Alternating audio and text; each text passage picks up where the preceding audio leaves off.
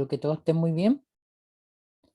Vamos a comenzar am, la sesión de hoy día con el grupo que estaba programado al final del día de ayer.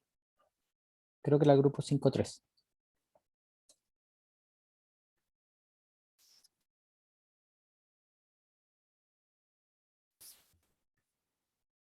¿Quiénes son los integrantes de ese grupo? Lo tengo abierto aquí todavía. Nosotros, profe, el Ya, grupo... perfecto. Ah, Gabriel, tienes razón. Sí, Sí, correcto. está súper bien. Entonces, por mientras, déjenme, creo que no están autorizados. Ahora sí, pueden proyectar su presentación. Ujú.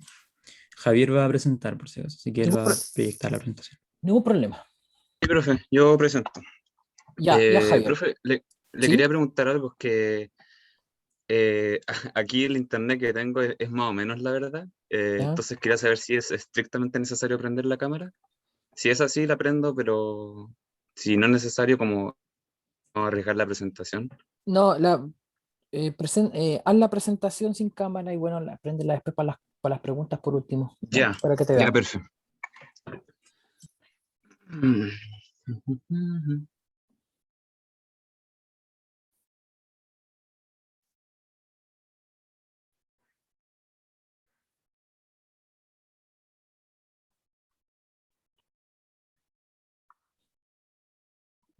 Muy bien.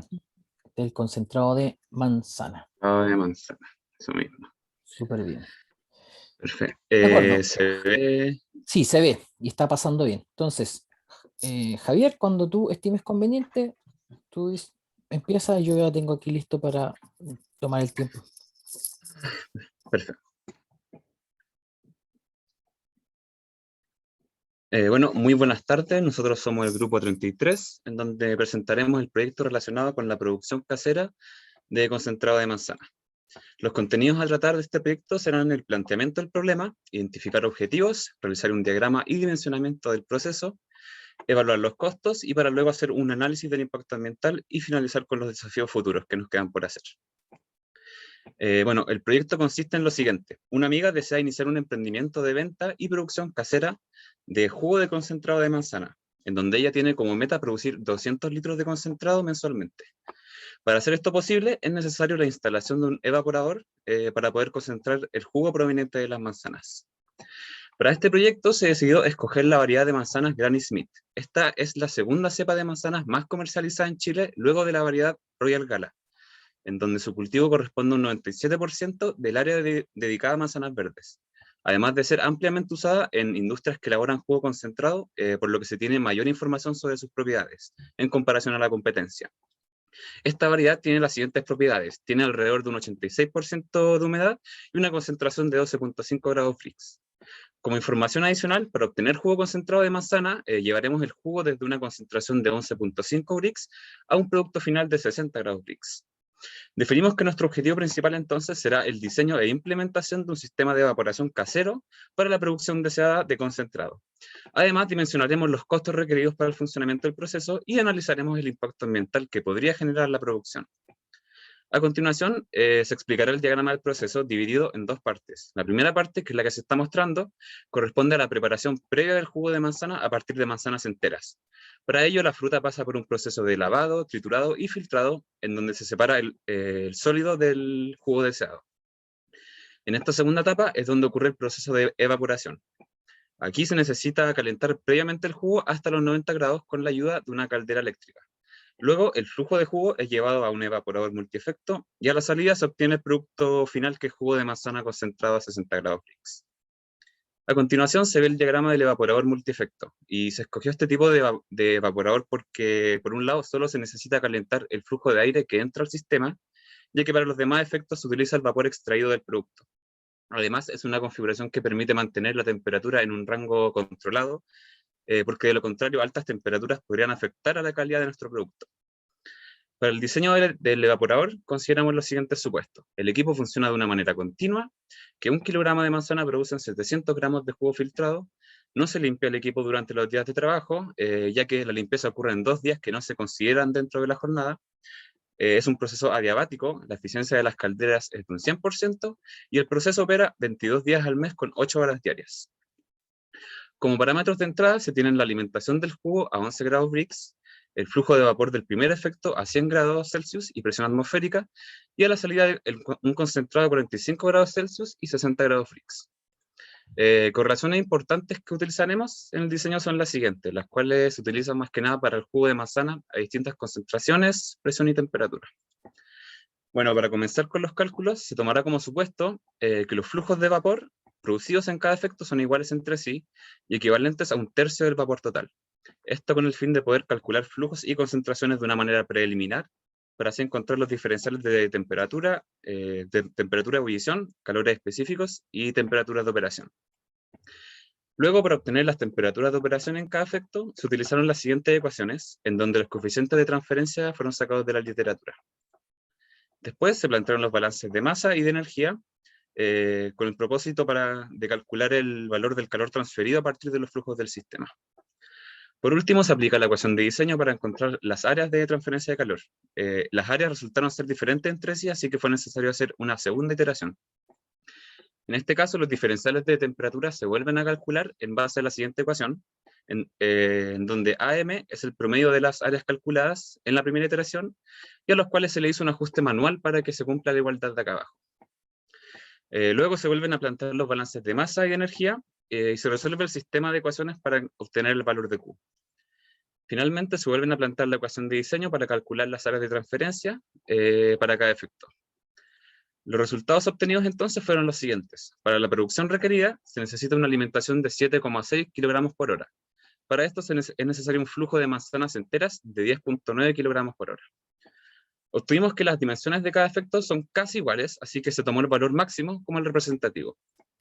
El diagrama de un solo efecto con sus medidas se muestra a continuación. Y llevando esto al equipo, a un evaporador de 3 efectos, el largo total del sistema sería de 1,36 metros. Una vez diseñado el evaporador, pasamos a realizar un análisis de costos y ganancias del emprendimiento de nuestra amiga. Los costos fijos corresponden al evaporador multifase, el cual debe tener las dimensiones y capacidades que se muestran. El costo estimado entonces, de una manera preliminar, es de 9,8 millones de pesos. Para los costos operacionales, se considera el precio por kilogramo de manzana, el cual es de 1.300 pesos. Para cumplir con la producción deseada de concentrado, se requieren entonces 17,2 kilogramos por cada mes, lo que se traduce en un costo de 2,24 millones mensuales en manzanas. En cuanto a los costos energéticos, se considera una demanda energética de ambas calderas que corresponde a 354 kWh por cada mes. Por lo tanto, el costo operacional energético va a ser de 52.800 pesos mensuales. Tomando en cuenta lo anterior, el costo operacional final para producir 1 litro de concentrado va a ser de 12.725 pesos. En cuanto a los ingresos esperados, se tomó un margen para la ganancia del 20%, resultando el precio de venta por cada litro igual a 15.900 pesos. A partir de esto, rescatamos que las ganancias mensuales serían de 3,2 millones de pesos.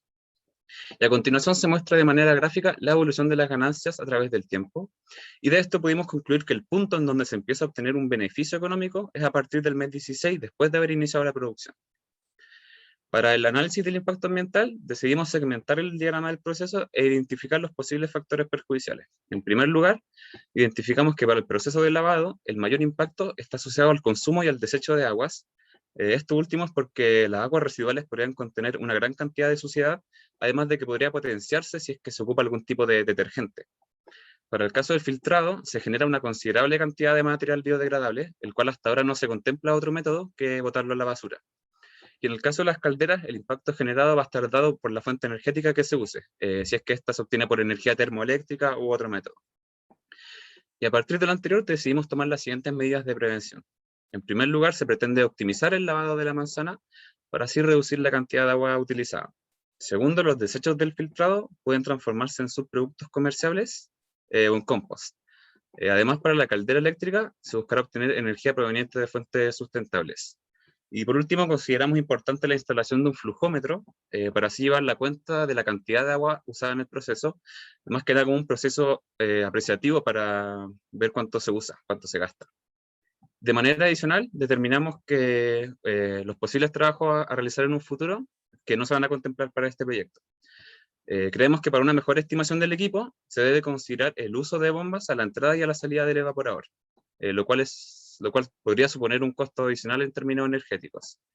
Y por otro lado, implementar la cotización de un fabricante en los costos podría darnos un escenario más realista, ya que las dimensiones calculadas de los evaporadores no se encuentran en el mercado, por lo que es posible que se esté sobreestimando los costos fijos. Muchas gracias. Muchas gracias a este grupo. 8 minutos 13. Bastante bien, muy bien calibrado, bien presentado, buen material de apoyo y voy a hacer unos comentarios y una pregunta. Primer ¿Va a prender comentario, ¿Va a prender la cámara, profe? ok Javier, el primer comentario, identifico ahí el método que usaron para poder estimar o empezar a iterar para estimar el área de transferencia de calor en cada evaporador. Eso aparece en el Jan Koplis, ¿no es cierto? De ahí lo sacaron, me imagino.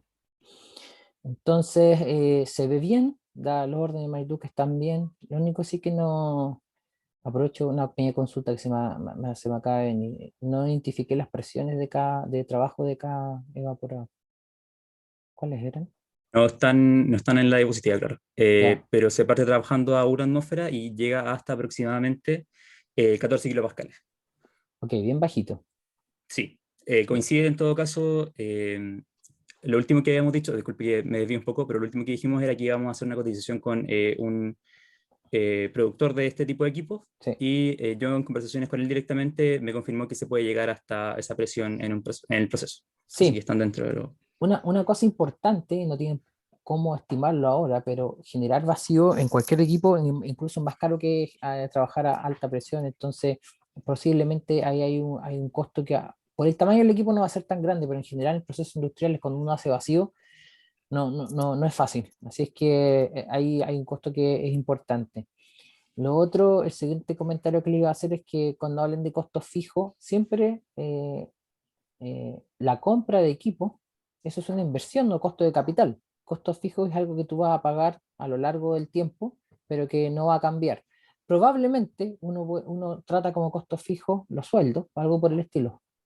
Si bien es cierto, tiene una cierta tasa de cambio, de acuerdo, un reajuste por IPC o por inflación, mejor dicho, variación de la inflación del IPC. Entonces, eso se considera costo fijo y el costo variable tiene que ver con qué costos están asociados a la cantidad producida. Si voy a producir menos o más, ¿ya? Para que hagan bien la distinción para su informe final. Preguntas desde el... vamos a la parte de los costos, que de ahí quiero hacer mi pregunta, por favor. Eh, Claro, el equipo, por el tamaño que lograron, es como también un equipo de planta piloto, una cosa así. Uno sería, o sea, si uno pudiera implementar el tamaño de este equipo en la universidad, se podría hacer una súper bonita experiencia de planta de evaporadores. Entonces, ¿cómo estimaron ese costo preliminar? ¿De dónde sacaron la información o cómo hicieron para llegar a ese valor que nos están reportando aquí? Este costo preliminar en específico, como mencionamos, está muy probablemente sobreestimado porque está hecho a partir de un evaporador industrial. Ya ¿Ya? está básicamente escalado a partir de lo que es el costo de un evaporador que tiene un poder de evaporación de 500 kilogramos de humedad por hora. Y el nuestro evapora Ah, 6 kilogramos de humedad por sí, hora. sí, ok, Entonces, y ese evaporador costaba alrededor de 12 millones de pesos. A ya. partir de ese rango, por así decirlo, hicimos esta estimación. Ahora, muy probablemente el costo sea mucho menor en el caso de este equipo, que claramente sería como el tamaño de una planta piloto, de hecho. Ya. Por eso está sobreestimado. Y el equipo que ustedes tienen un valor que probablemente sea mucho más cercano a la realidad o ustedes tienen la incertidumbre es menor en ese costo. ¿De dónde lo vieron? ¿Lo sacaron de algún libro? ¿De alguna cotización en particular? ¿Cómo? Para el Disculpen, no equipo entendí la grande. pregunta. El equipo grande dijiste que tiene un costo de 12 millones. ¿Ese valor de dónde lo sacaron? De fabricante. Y cotizaron así directamente Sí, por correo. ese valor sí, ese valor lo pudimos encontrar, pero el, Ok, el valor escalado a un pequeño. ya, mira, independientemente de que a lo mejor el número que presentaron ahora se podría hacer introducir el cambio de escala, pero en realidad equipos complejos, cuando tú entre comillas, los achicas, el costo no se achica proporcionalmente para nada, porque la complejidad en todas las válvulas y todo el sistema de conexión entre los tanques es casi lo mismo. ¿Qué cambia? El largo tuberías probablemente, el tamaño propiamente tal del evaporador, quizá incluso puede ser más intrincado, tener que hacer. ¿Qué tipo de evaporador era este? ¿Tubos cortos? Película descendente. Película descendente. Sí. Ya, es largo los tubos, entonces yo creo que la complejidad en hacer el equipo no cambia mucho, por lo tanto, si ese fabricante tú lo mandas, más encima tenés que hacer un diseño personalizado, porque a lo mejor no es un equipo que tampoco están en stock, pero no es un equipo estándar que hacen, probablemente no se estén equivocando tanto. O sea, eso aproximadamente son 2/3 del valor que ustedes tenían, una cosa así. No creo que sea la mitad, yo creo que están bastante cercanos. Digo de mi experiencia que me ha tocado ver cosas, nada más. Así que qué bueno que le pudieron comparar con un costo. Y ahí sí nos ponen a todos en el orden de magnitud de cuánto me costaría comprar un equipo de ese tamaño. Le dejo la palabra a Renata, que es la ayudante que está con ustedes. Sí, yo tenía dos preguntas pequeñas. Acá en el tema de los costos también, cuando muestran el flujo de caja, no sé si puedes poner ese gráfico.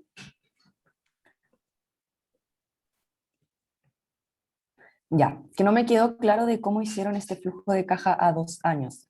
Se supone que la ganancia, digo, ¿cómo hicieron que esa ganancia fuera subiendo? ¿Pusieron algún porcentaje de crecimiento o lo...? No, no, no. Es como o sea, la ganancia no sube, la ganancia es constante. Es la ganancia Claro. neta acumulada, por así decirlo. Ah, ya entendí, ya entendí, ya el acumulado, ya. Es que pensé que, ya, ahora me queda claro, pensé que eran años, no meses. Ya ahí está. Ya, entonces, y ahí ya. Ya, pero igual, sí, tengan cuidado igual cuando traigan como todos esos valores al valor presente, si es que lo van a hacer Claro, eso no está hecho. en el informe final. Ya, perfecto, ya, me confundí. Y la otra cosa, cuando hacen el diseño del proceso, ustedes tienen esta caldera antes de los evaporadores. Y creo que dijeron que la caldera calentaba el jugo de manzana. ¿O estoy equivocada? Es al revés, ¿no? No, correcto. La caldera calienta el jugo de manzana. Esto es para, por así decirlo, aprovechar al máximo la eficiencia del evaporador. Porque si metiéramos el jugo de manzana a menor temperatura, tendríamos que, primero necesitaríamos un mayor tiempo de residencia o trabajar a mayores temperaturas en el evaporador mismo. Entonces preferimos ingresar, en vez de ingresar frío, el flujo lo preferimos ingresar cerca de la temperatura de ebullición que va a tener a la presión que va a funcionar el evaporador. Ya, es que ahí entendí que salía como a 90 grados Celsius y después entraba el primer evaporador a 45. No, O, sale No, del tercer sale a evaporador. 45. Que los 45 son los grados Brix. Ahí mezclé 2 grados. No, no, ya, no, ya, No, sale no, no, del no. último evaporador a 45 grados Celsius. O sea, Exacto. de la ya, última salida. perfecto, ya. Que el punto es que en la presentación se dijo como flujo de entrada y ahí yo creo que Sí. estaba la confusión. Ya, perfecto. Ya, pero igual esos 90 grados, ustedes aseguran que se mantengan estas propiedades de este jugo de manzana, como lo comprobaron con papers y todo. Claro, va Sí. por ese lado, de Más hecho, o para menos. evitar lo más posible Ya, el tiempo de residencia dentro del evaporador y evitar que se pierdan esos compuestos. Mm. ya. Sí, por eso era, como había la diferencia entre 90 y 45. Pero me queda mucho más claro. Eso. Muy bien, muy bien. Si tiene alguna pregunta, Joaquín o Paulo, o algún compañero o compañera del curso. Yo tengo comentario y una pregunta. El comentario es que si van a asumir que su evaporador es adiabático, tienen que evaluar un aislante también para que se cumpla ese supuesto, ¿ya? Porque eso también lo tienen que incluir en los costos y en el diseño, ¿ya? Y lo que me quedó la duda es por qué ocuparon como vapor de entrada inicial a un bar. Por el tema económico. Ahí nos quedamos por el tema de lo casero, por así decirlo, más que nada. Sí, pero ¿ustedes creen que es posible evaporar agua que a presión atmosférica va a bullir a la misma temperatura que el vapor entrante, y eso es que sí que fuera pura y ahora está con un sólido metido adentro? Entonces el punto de ebullición de esa mezcla no va a ser 100 grados Celsius, sino que va a ser más. y van a estar transfiriendo calor con un fluido que está a un bar. O sea, no va a haber transferencia de calor para evaporar.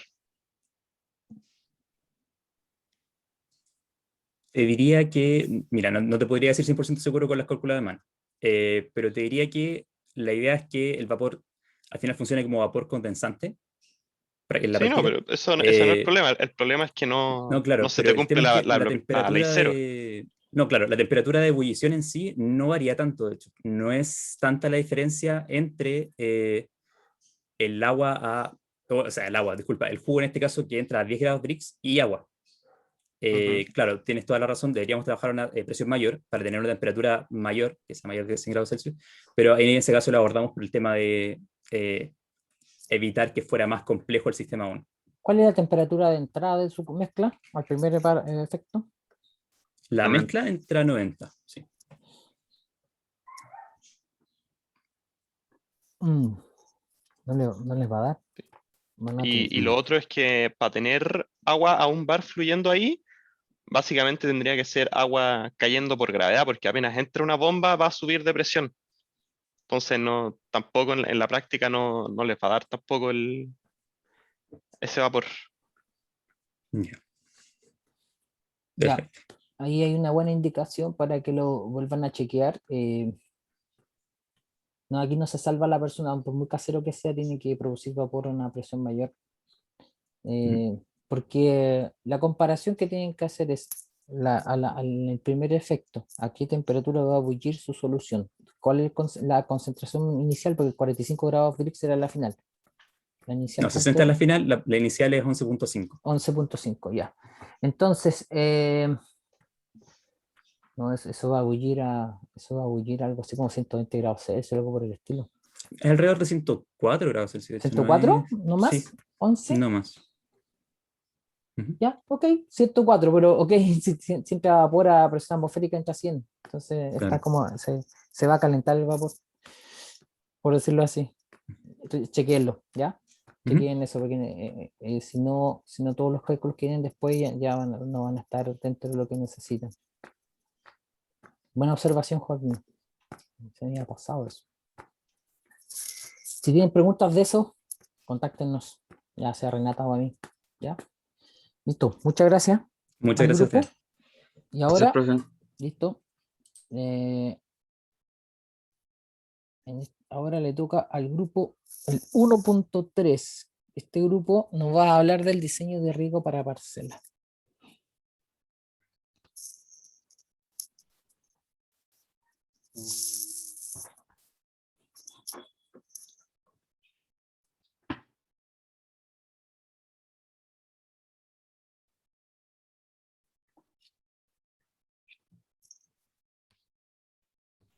Ya, ¿se ve?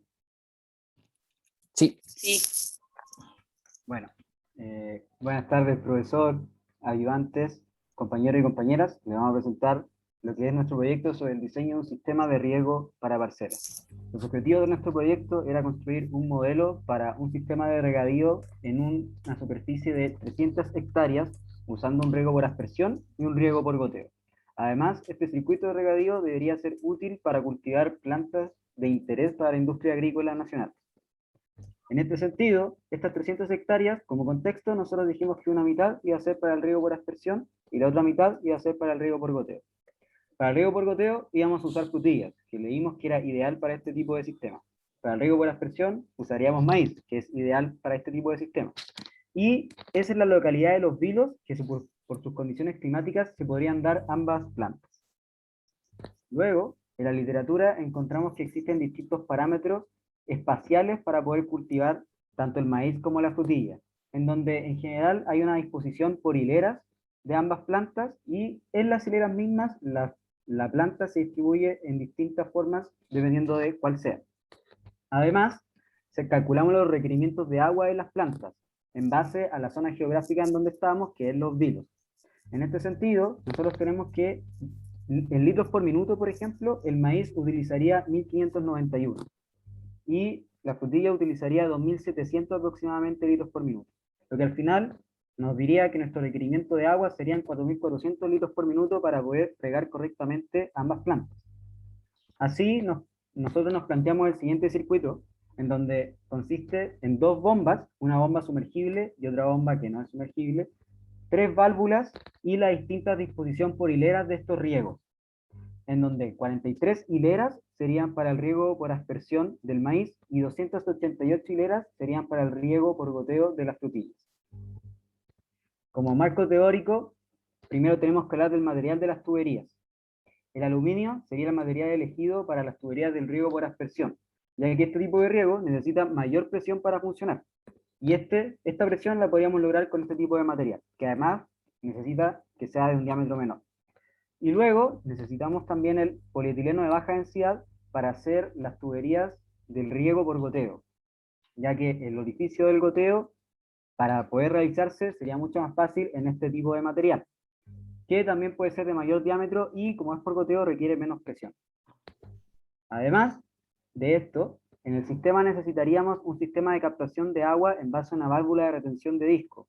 Necesitaríamos además un cabezal de riego, válvulas y bombas. Como supuestos, consideraríamos que la temperatura se mantiene constante en todo el sistema.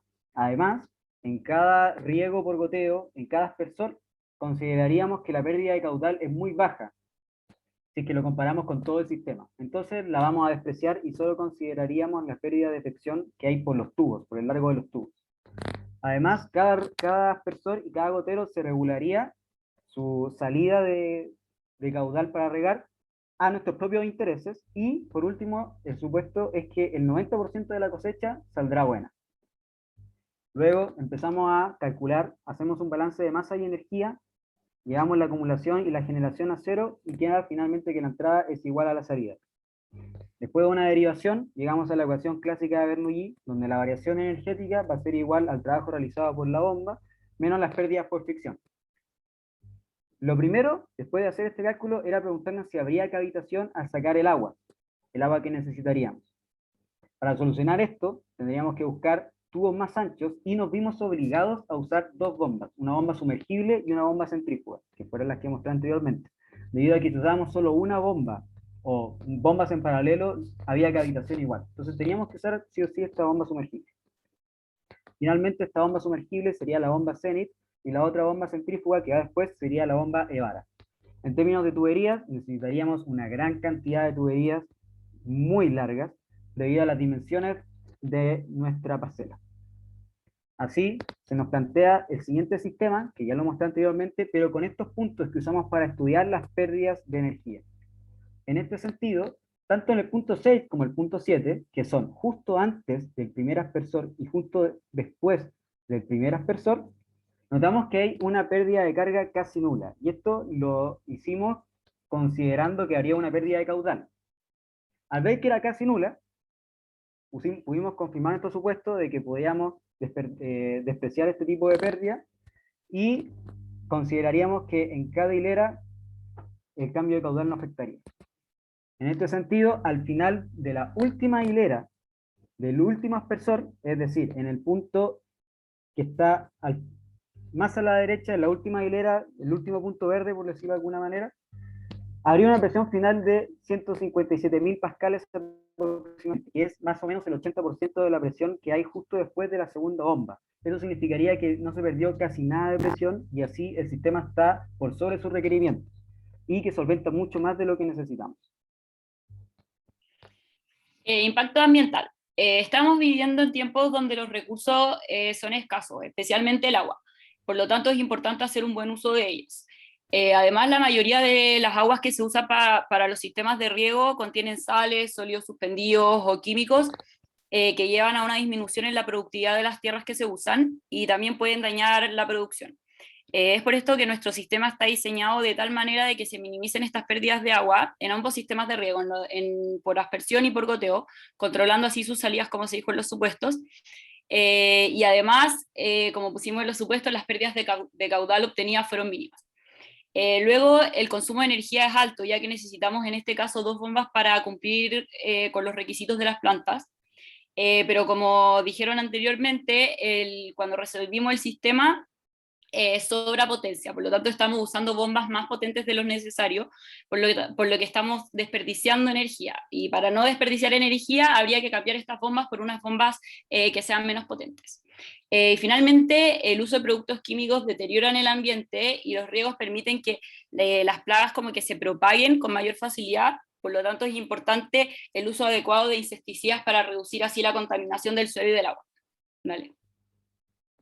Ya, en los costos de operación e inversión a grandes rasgos, incluimos primero todo lo que tiene que ver con el arriendo del terreno, todo lo que se necesita para la plantación y su mantenimiento, incluyendo así la mano de obra y los costos de electricidad de la bomba, o sea, de las dos bombas, por horas de uso al día, y eso por un año.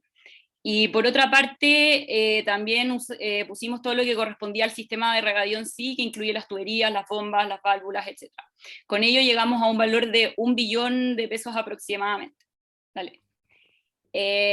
Vimos ese valor y como que vimos que era demasiado grande, entonces quisimos hacer como un contraste con los ingresos que generaría nuestra cosecha. Primero que nada, se obtienen 7.500.000 unidades de choclos que se venden a 251 pesos por unidad. Como dijimos en los supuestos, el 90% de las plantaciones salen buenas, por lo tanto se obtendrían ingresos de 1.600.000.000 600 millones aproximadamente por los choclos. Y en el caso de las frutillas, estas se venden a 1.500 pesos por kilo y se obtuvo 1.500.000 kilos en total. Y igual que antes, el 90% de la plantación sale buena, entonces se obtienen casi 2 billones de pesos de ingresos por las frutillas. Dale. Así obteniendo ingresos totales de 3 billones de pesos, y restándole los costos de inversión y de operación se obtuvo una ganancia neta de 2.400.000.000. Entonces al final no era tanto el costo comparado con la ganancia. Finalmente, las conclusiones primero es que tenemos que usar tuberías con diámetros lo suficientemente grandes y anchos para que el sistema no cavite. Después, que había que usar una bomba sumergible, aparte de la bomba centrífuga, para que el sistema no cavite. Debíamos dividir el sistema en dos: primero un sistema de riego por aspersión sí o sí, y después el riego por goteo por las diferencias de los requerimientos de presión. Y finalmente, como mencioné antes, el sistema no está resuelto en su totalidad porque tenemos bombas que son más potentes de lo necesario. Entonces, para no desperdiciar energía, para una próxima entrega o para poner en el informe, habría que cambiar las bombas por unas que sean menos potentes que las que tenemos actualmente. Eso, muchas gracias. Ok, gracias. 9 minutos 10. Algunas observaciones, y ya voy a ir a la pregunta. Voy a ir atrás hacia adelante. En español, el concepto billón es distinto que en inglés. En inglés, los 1.000 millones son billones. Aquí es millón de millón, o sea, 10 a la 9. A ver, no, Ya, sí, estaba demasiado confundido porque no sabía cómo perdón, decirlo. 10 a la 12. En español, 10 a la 12 es un billón. 10 a la 9 en inglés Ya. es un billón, por si acaso. Ya. Lo otro, posiblemente cuando la escala pasa de millones a 1.000 millones, probablemente si ustedes colocan los valores, depende a quién le están presentando en todo caso, pero Yo, perdón, si, quiere que vuelva. si van Creo que en se dólares, refiere- pues probablemente les queda... No puedo anotar el costo. No, tranqui, después te voy a Ya. pedir que se cambien. Bueno, déjenlo ahí. Redondeé en números, digamos, la presentación no tiene ningún problema, o sea, de hecho, Antonio lo hizo cuando habló, trataba de redondearlo en palabras, entonces, porque es más difícil ver el número. Por ejemplo, arriendo de Sí. terreno, 420 millones. Semilla de frutilla, 120 millones. ¿Se entiende? Que es mucho más rápido y así posiblemente ustedes colocan el signo peso multiplicado por, o simplificado dividido por 1.000, algo por el estilo, de tal manera que incluso es más fácil leerlo, pero traten siempre de aproximarlo a las presentaciones porque nadie se va a poner a sumar, no tiene el tiempo para hacerlo primero, y luego en el proyecto chequeamos los números redondos. Ya, esas son las observaciones. Me gustaría que me volvieran a explicar cómo llegaron a la conclusión que necesitaban 2 bombas, y esas bombas están puestas en serie o en paralelo. No. Por favor, esa parte me gustaría entenderla. Están en serie. Lo que pasa es que nuestro pozo tenía una profundidad como de 15 metros y no ¿Ya? podíamos no podíamos tener un tubo de 15 metros, tenía que ser algo más largo. Entonces probamos primero con una bomba centrífuga arriba, como lo habíamos hecho varias veces en las tareas, y no llegaba, cavitaba un montón. Así que quisimos poner dos bombas en paralelo también como la solución de una tarea y seguía haciendo mucho porque el caudal que necesitamos es muy grande. Entonces, por eso al final terminamos poniendo una bomba centrífuga abajo.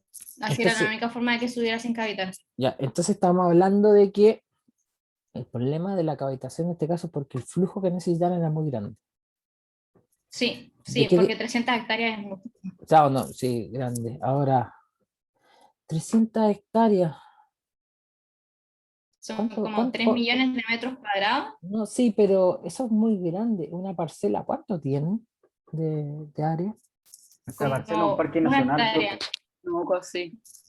¿Sí? 5 hectáreas máximo. Sí. O sea, no sé, cuando dice parcela, yo creo que ya está bien lo que ustedes hicieron, la resolución probablemente está correcta, pero el tamaño yo voy a esperar algo más pequeño. O sea, una parcela yo pienso en 5.000 metros cuadrados. Es que estaba en el enunciado las 300 hectáreas, por eso lo hicimos así. Tal cual, sí, Sí, seguro. 300 Sí, Tal hectáreas. cual. Ya, Al ok, principio lo habíamos hecho, no he dicho al nada. principio lo habíamos hecho con 300 metros cuadrados y después cachamos que eran Ya, 300 no, ya, ok, hectáreas. está bien, no hay ningún problema. No hay ningún problema. A mí en la cabeza no me acordaba que era ese número. Pero miren, ¿de qué tamaño son el diámetro de la tubería que está retirando agua del pozo? 60 centímetros más o menos. 60 centímetros. Wow, Ahí está, grandota. es la tubería de Sí, grande. largo 22, me parece, ¿no, Nico? Sí, Sí, y es de sí, es la que mide 60, 22 metros. 60 0,6 metros. centímetros. Era el tema de la gran superficie que necesitábamos, toda el agua que teníamos que sacar. Entonces el problema se nos hacía Sí. bastante difícil ¿Y, de agarrar. era suficiente la napa para sacar de una sola? ¿No pueden sacar de distintas zonas? ¿Qué cosa, Decía perdón? solo que teníamos un pozo en una esquina. Sí. Ya. Bueno, se ciñeron a todo eso, pero en la realidad se hará así, ¿o no? No, No sé. yo A creo que en 300 realidad no. hectáreas yo creo que no, sí. No, yo A creo que 300 para hectáreas habían distribuir, varios pozos. sí, yo Mm. creo que para distribuir eso y tienen un pozo. Mira, ese dato posiblemente, no sé si sea para que recalculen todo, no es para nada, pero si pueden conseguir el dato de cada cuántos metros cuadrados se saca agua de un solo pozo.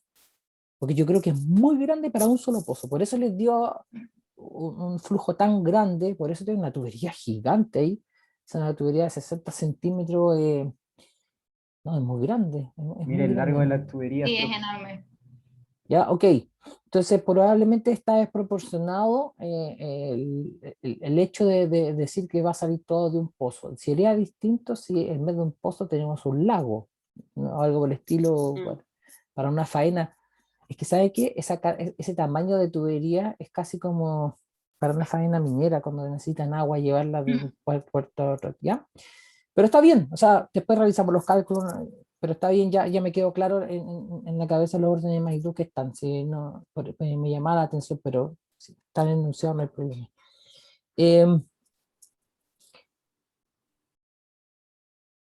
Ok, entonces cuando ustedes sacan agua con la bomba sumergible, al menos les alcanzará la energía suficiente para que a la entrada de la otra bomba no tengan ningún problema de cavitación. Una vez hecho eso, me llama la atención, y esta es mi última pregunta, vayan a costo el ítem de válvula.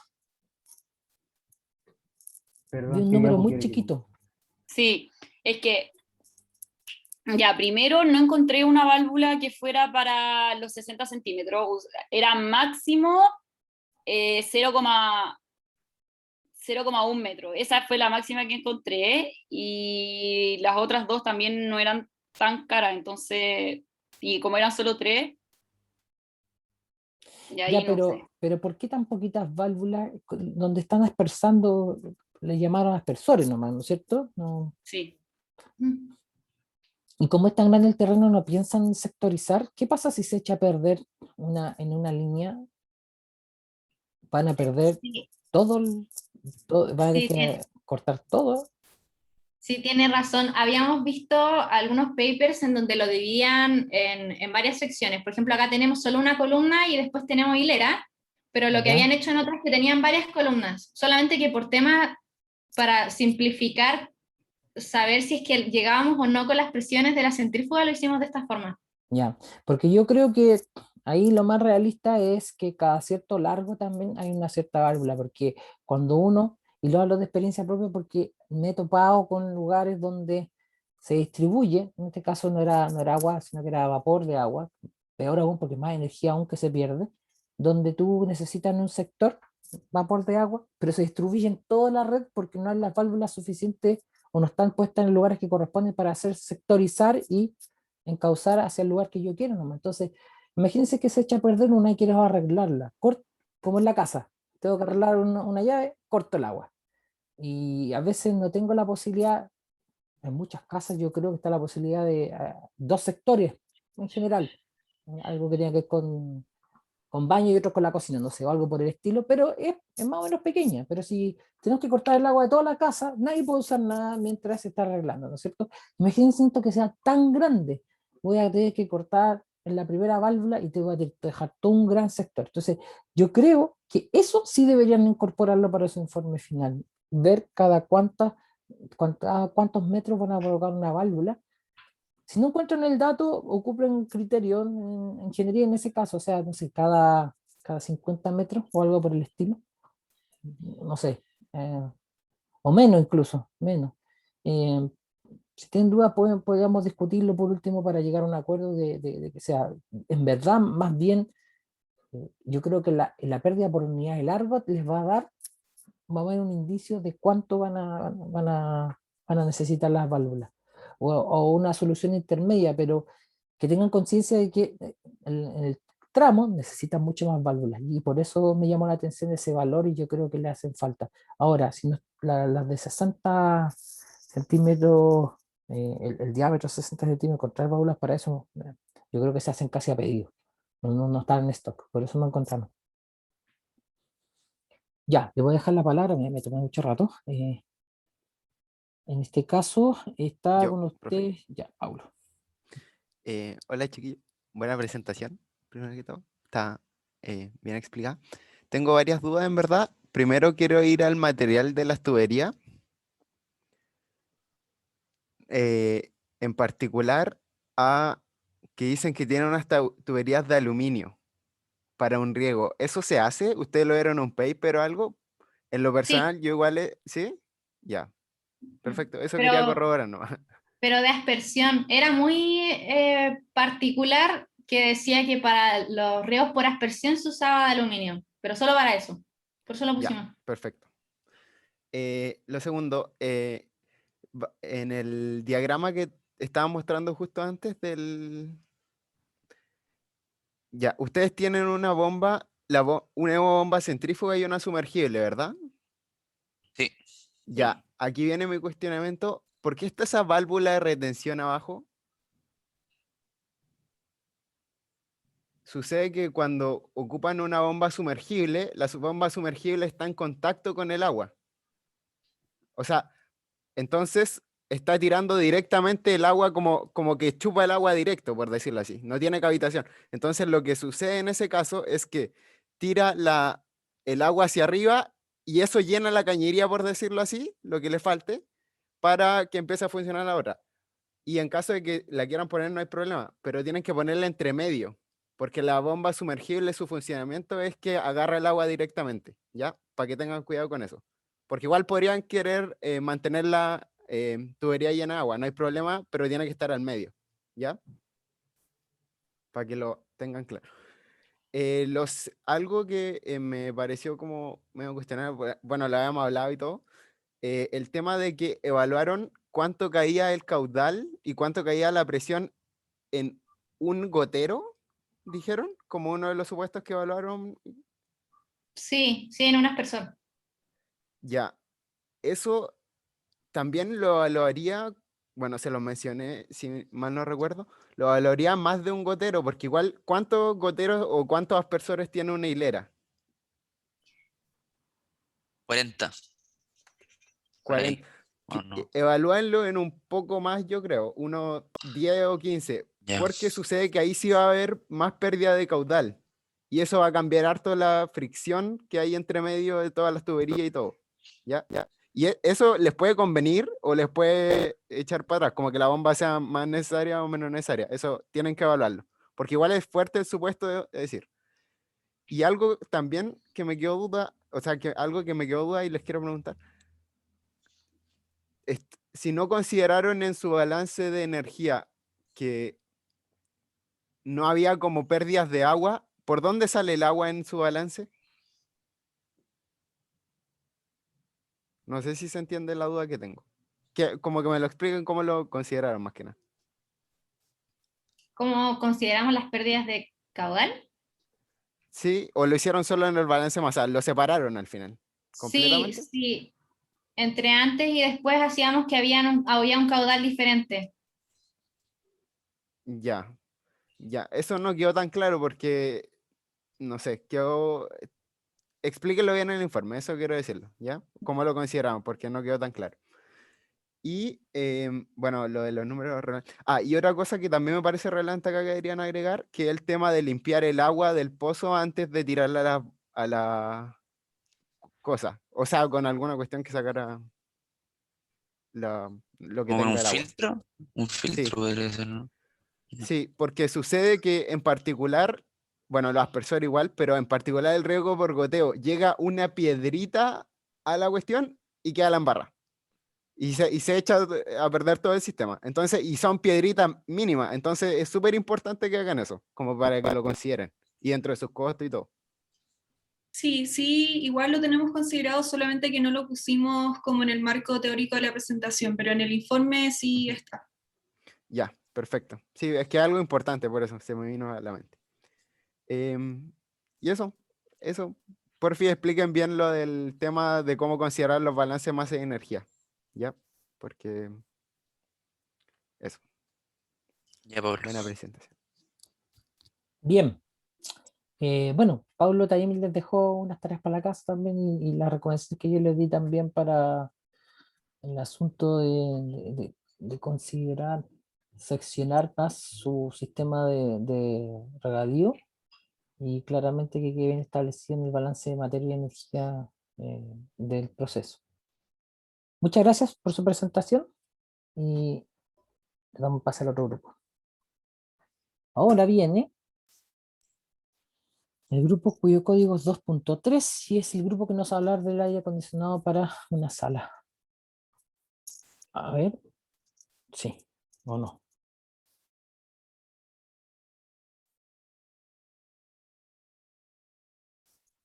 ¿Quién viene ahora? ¿Alguien del grupo?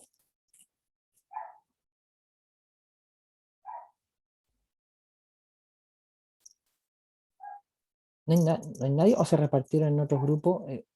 A ver, parece que aquí debería venir entonces. Ah, ok, ya sé lo que pasó. Ya, el grupo 4.1. Ellos vienen ahora.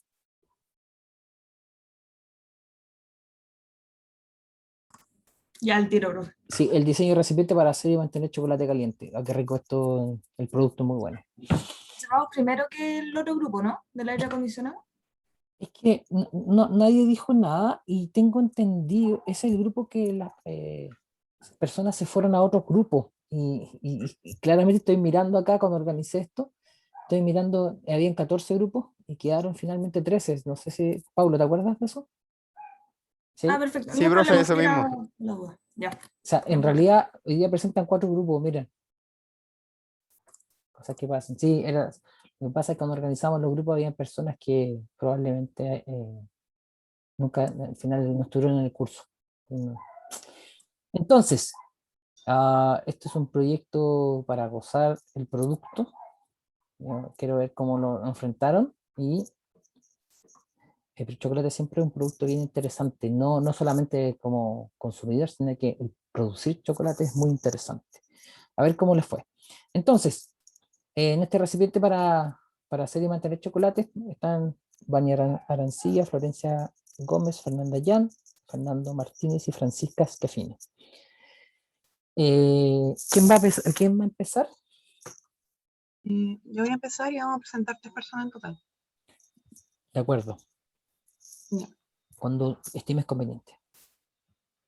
Aquí estoy intentando. Ahí sí.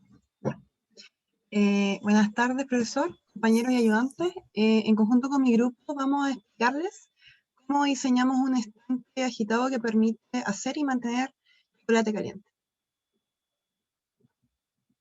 En esta presentación pasaremos por distintas secciones. Primero vamos a definir el problema para ponernos en contexto y explicaremos cómo determinamos las propiedades físico-químicas del fluido. Después mostraremos las decisiones que tomamos sobre el diseño y finalmente veremos un análisis económico y el impacto ambiental del proyecto. Entonces, ¿cuál es el contexto de nuestro potencial negocio? Dentro de un gimnasio se quiere vender chocolate caliente, compuesto de leche descremada y salsa de chocolate. El gimnasio opera 13 horas diarias, pero se espera que el puesto de venta funcione 11 horas máximas, 10 de operación y 1 de limpieza, considerando que tenemos un tiempo unitario de venta de 4 minutos entre cada chocolate. Para ello se tiene un estanque agitado disponible de 20 litros. Para realizar los cálculos se tomaron ciertos supuestos. En primer lugar, se asumirá que el volumen es constante, a pesar de que variará a medida que se vende el chocolate, y esto esperamos que sobreestime la potencia. Además, consideremos que la resistencia por conducción a través de las paredes y el serpentín eléctrico es despreciable respecto a la convectividad. Por último, asumimos que no hay pérdidas de calor al ambiente ya que usamos un aislante térmico. El proceso se considera que la leche y la salsa de chocolate entran por arriba del estanque en una proporción de 7:2, temperatura ambiente de 20 grados Celsius. Después estos se mezclan con un agitador movido por un motor eléctrico y son calentados por un serpentín eléctrico. El serpentín eléctrico lo escogimos porque el volumen del estanque es pequeño y consideramos que un sistema de circulación de agua era muy complejo para colocar en el gimnasio. Entonces la mezcla finalmente debe mantenerse en un rango de 71,1 y 85 grados Celsius, que es la temperatura óptima del chocolate, y saldrá por gravedad por abajo del estanque, donde hay una válvula que controla el flujo de salida. La configuración del estanque se considera estándar, por lo que tomamos las relaciones de altura diámetro es igual a 1 y diámetro agitador a diámetro de estanque de 1/3, y con estos obtuvimos las dimensiones de la imagen, que consideramos que son adecuadas para operar en el gimnasio. Además, se elige un serpentín de media pulgada y 7,5 metros de largo. La propiedad físico-química de los componentes del chocolate lo obtuvimos a temperatura promedio desde fuentes bibliográficas. Las propiedades anteriores y ecuaciones que las relacionan según la proporción volumétrica de cada componente, calculamos las propiedades de la mezcla. Para las placas deflectoras, ya que el propósito de estas es aumentar la turbulencia y evitar vórtices, concluimos que no será necesario ocuparlas para este caso. En base a la viscosidad de la mezcla y el tamaño del estanque, se utiliza un agitador de tipo hélice, con una velocidad de 1750 revoluciones por minuto, y las razones se muestran en la siguiente diapositiva.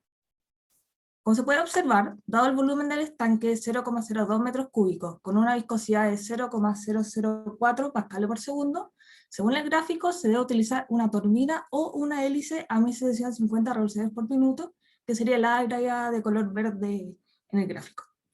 De acuerdo al valor de la viscosidad, que sería 4 centípasos aproximadamente, se utiliza la hélice.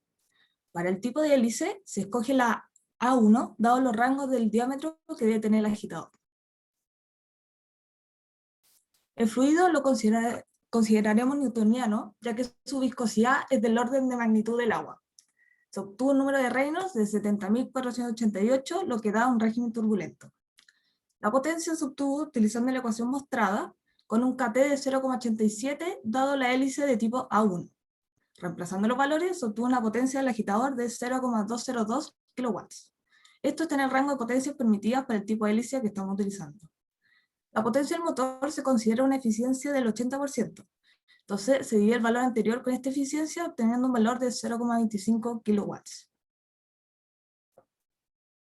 Para el tiempo del proceso se considera solo el tiempo del calentamiento, ya que el tiempo de mezclado es despreciable en comparación a este último, ya que sería menor a 1 minuto. Dado el serpentín, es posible mantener la temperatura constante y para el cálculo del tiempo del proceso, las relaciones de calentamiento están en un medio isotérmico. Algunos de los valores necesarios para los cálculos son el CP de la mezcla y el número de Planck, que son los mostrados en la diapositiva. Las ecuaciones necesarias para el tiempo del proceso son el número de Nusselt, que se obtuvo de la ecuación mostrada. Se utiliza esta ecuación para transferencia de calor en estanques con serpentinas y deflectores. Se puede usar para nuestro caso, ya que si se coloca la hélice inclinada, no cambia mucho la relación con o sin deflectores. En Nusselt entonces sería igual a 202,47.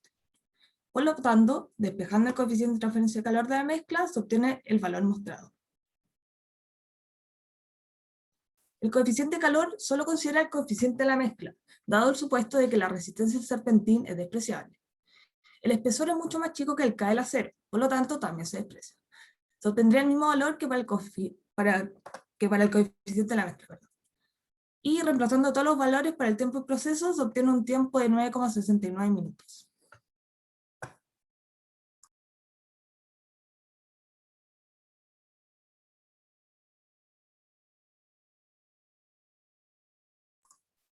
Peña, ¿no se escucha por si acaso? Hacia el micrófono. Perdón, ahí sí. Ya. Estos son los costos de inversión para poner en marcha esta pyme, siendo considerados la compra del estanque de acero, el aislante térmico, un grifo de plástico, la hélice, una mesa plegable, una silla, el serpentín y el motor. El valor total del costo de inversión es de 319.960 pesos. Estos son los costos de operación, considerando el valor del jarabe de chocolate por unidad, la leche descremada de 1 litro por unidad, la unidad de vaso de Plumavit de 300 cc, entre otros. Realizando el balance económico mensual de estos productos, se tiene un costo de operación mensual de 2.185.740 pesos. Por último, estos son otros costos mensuales, los cuales son el gasto energético con un valor de 10.717 pesos, donde se considera el gasto realizado por el serpentín y el motor para la hélice. También se considera el gasto de arriendo por tener un puesto para la venta dentro del gimnasio, el sueldo de los trabajadores y costos por mantención y limpieza del estanque, dan un total de costo mensual de 1.868.000 pesos considerando 4 trabajadores.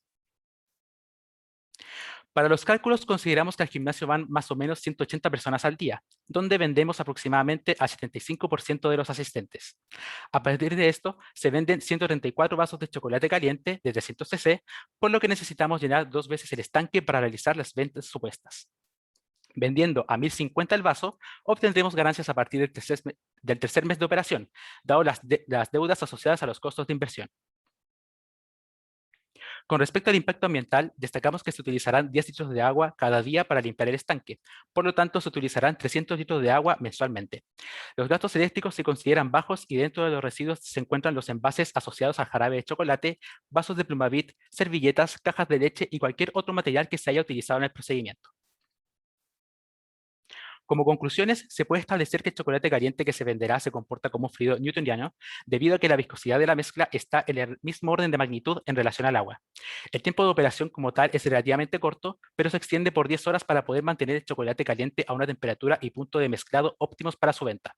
Considerando los costos de inversión operacionales y mensuales a largo plazo, se puede concluir que realizar este negocio es rentable debido a que se tiene una ganancia desde el tercer mes de operación y que el principal impacto ambiental que se da por esta pyme es generado por los envases y vasos que se utilizan durante la preparación y posterior consumo del producto y la gran cantidad de agua utilizada para poder limpiar el estanque después de cada día de trabajo. Esta fue nuestra presentación. Muchas gracias. Muchas gracias al grupo. Buena presentación, 8 minutos 35 tomaron. Bien, un comentario de nuevo para partiendo de atrás adelante. La parte de los costos, claramente no estamos definiendo un negocio acá, ni es lo más importante en este curso, pero sí es importante que se lo haga notar. La estacionalidad de este producto. Poner el 75%, digamos que es optimista. Otros grupos que también estaban colocando un negocio en el gimnasio también tenían un porcentaje similar.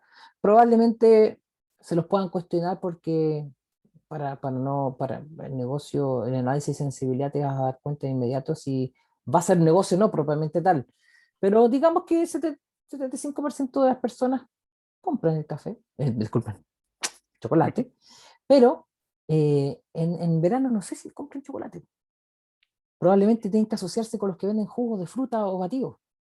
Y ahí sí que hay negocio. Así que yo creo que igual podrían hacer un pequeño ajuste diciendo que hay ciertos meses que les van a comprar sí o sí. Ahora, desde el punto de vista técnico, les dejo eso a su discusión y si alcanzan a modificarlo. Pero desde el punto de vista técnico, no me quedó en la cabeza en la temperatura a la cual mantienen el chocolate. ¿Cuál es esa temperatura?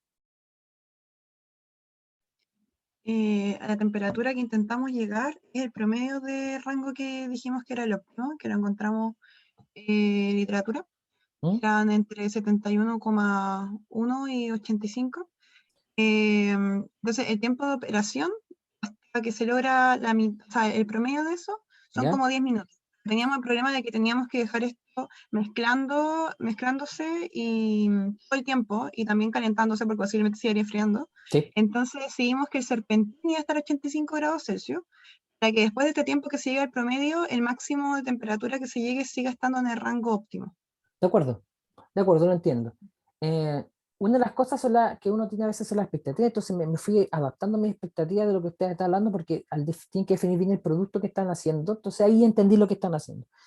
Este es un brebaje que se parece mucho al chocolate que, no sé si ahora lo hacen, pero uno tomaba cuando niño en los cumpleaños. Ese tipo con esa consistencia, ¿no es cierto? Claro. No es algo Esa era la espeso. idea. No, incluso lo que menos queríamos era que fuera espeso para así poder considerarlo menos viscoso. Ya, o sea, no, es muy rico ese tipo de chocolate, tomarlo, pero sobre todo si el ambiente estoy haciendo ejercicio, quizás me ducho, después salgo al ambiente y se hace frío, tomarse un chocolate es lo más agradable que pueda haber, ¿ya? Probablemente después uno analiza si más, menos azúcar para todos los tipos de gustos, pero está bien, y entiendo. ¿Y por qué usaron para su formulación ese tipo de chocolate como un jarabe de chocolate? ¿Qué otra alternativa vieron? Claro, vimos primero la alternativa de usar chocolate en polvo y ¿Ya? mezclarlo con la leche líquida, Sí. pero se nos hizo muy difícil encontrar información en la literatura, así buscamos papers, y lo que sí encontrábamos harto era como leche en polvo con chocolate en polvo, y nos daban como todos estos datos de densidad, viscosidad, que eran los que necesitábamos, pero nada, después de seguir buscando más información encontramos como este tipo de salsa de chocolate que también se utiliza para hacer la leche y encontramos que era mucho más para poder jugar con las viscosidades a diferentes temperaturas y todo eso. Lo encontramos como más viable. Ya. Yo creo... Es que iba a ser más sencillo mezclarlo y todo porque con el polvo voy a quedar grumos abajo. Claro. Ya, eso está muy claro y obviamente para el tamaño que ustedes están procesando aquí, no hay ningún problema, pero probablemente a nivel grande, industrial, o sea, pongamos una planta de Nestlé, de alimentos relacionados con el grupo Watts, lo que sea, va a por el almacenaje y todas esas cosas, que lo que se hace es mezclar en ciertas proporciones agua y polvos. Eso se hace a nivel industrial. Ahora, en el caso de usted, puede estar perfecto por el hecho de que esto es más pequeñito y algo que está súper acotado y es un nicho pequeño.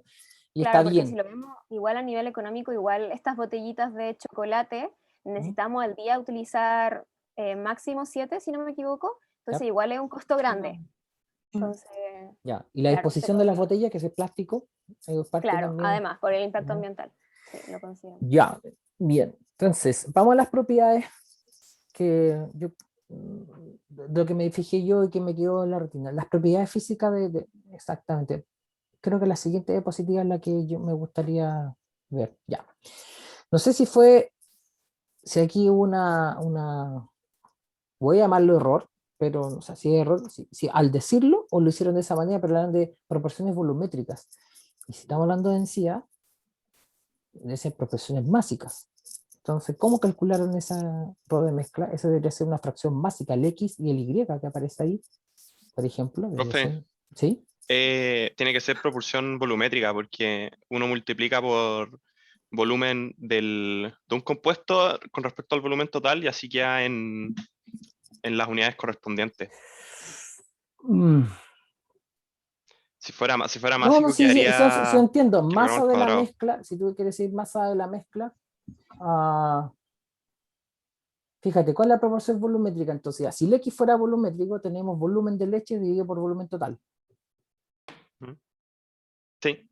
¿Ya? Y después te quedaría volumen de la, ¿cómo se llama? De la salsa dividido por el volumen total. Entonces, al multiplicarlo por el rho de la leche, te queda masa de leche partido por volumen total. ¿No es cierto? El otro lado te quedaría masa de salsa partido por el volumen total. Claro, serían las dos masas partidas del volumen total. Al final, la suma de las masas partida del volumen total. Ya, está bien. Está bien, me entraba, Y de todas maneras son fórmulas que encontramos en literatura. Así que... No, sí, está todo bien, eso lo está bien, usamos, sí. está bien.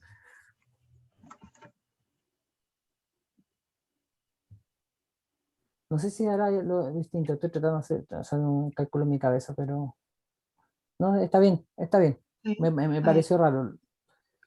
Bueno, había parecido raro. No, sí, sí parece raro, pero, pero tiene sentido. Si al final el rol de la mezcla está bien, está bien. Sí, por eso quería salir de la duda, pero ahora que lo están diciendo, está muy bien.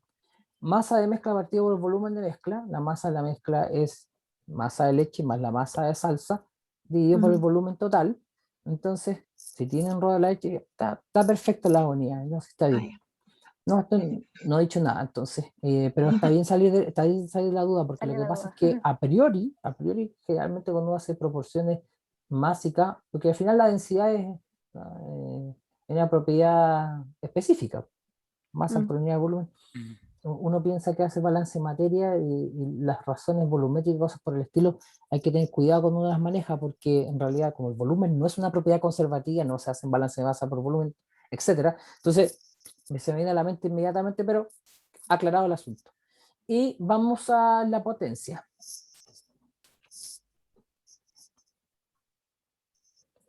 No sé si es suficiente, pero comentando también, no sé si es suficiente decir si es cercano la viscosidad a la del agua, uno automáticamente puede pensar que en fluidos newtonianos probablemente siempre va a ser así, y obviamente tiene que ver con la cantidad de sólidos suspendidos. A ver, ¿cuántos sólidos? Si ustedes pudieran concentrar esto y eliminar todo lo que es agua de su mezcla, ¿cuántos sólidos quedarían?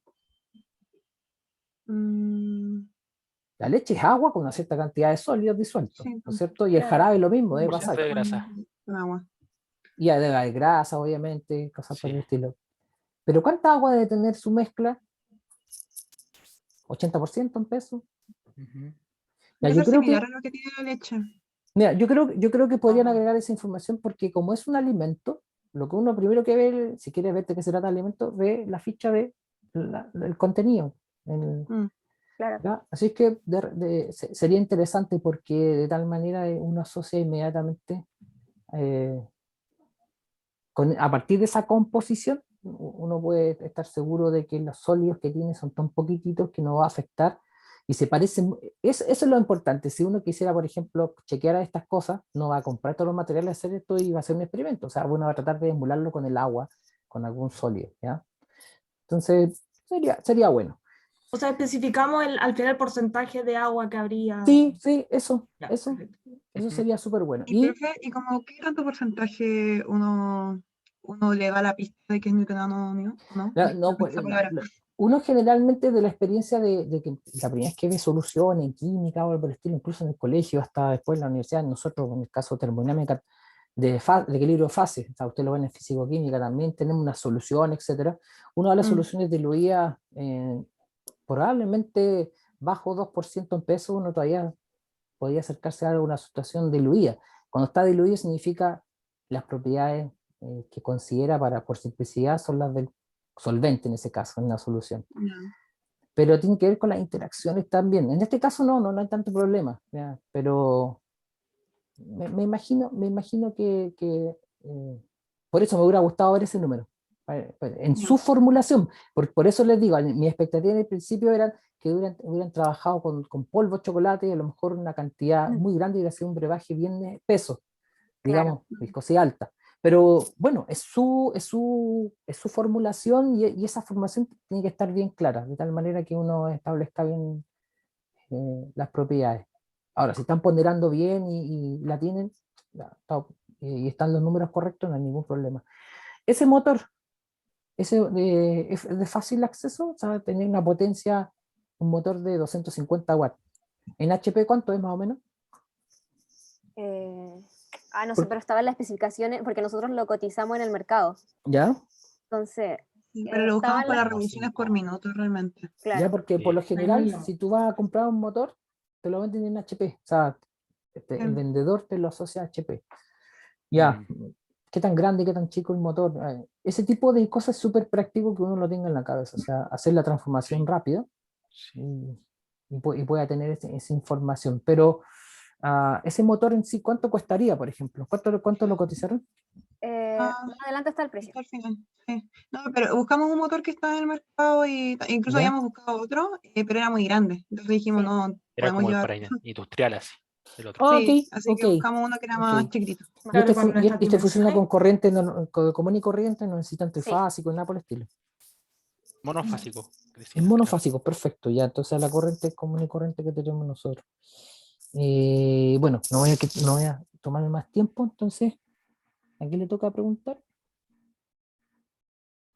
Mi profe. A Joaquín, sí, a Joaquín. Ya, primero, yo quiero felicitarlos por cómo presentaron los costos, porque esa diapositiva ahí es súper intuitiva y uno puede ver perfectamente qué es cada cosa y es súper fácil y los números también tan legibles.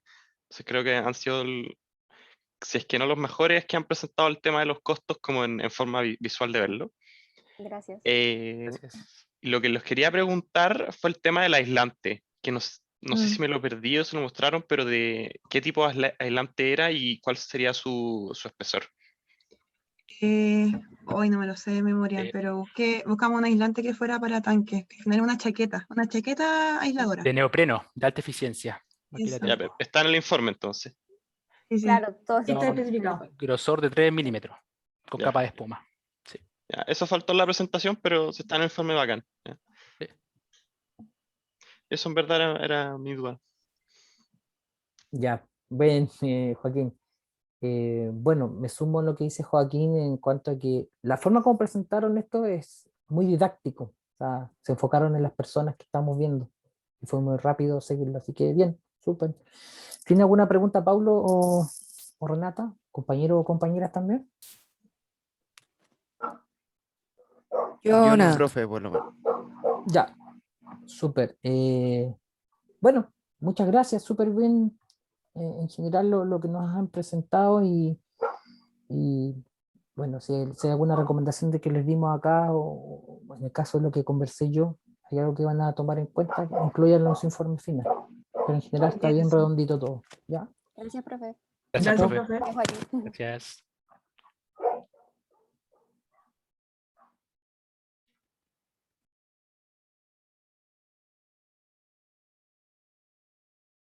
Profe, está silenciado. Sí.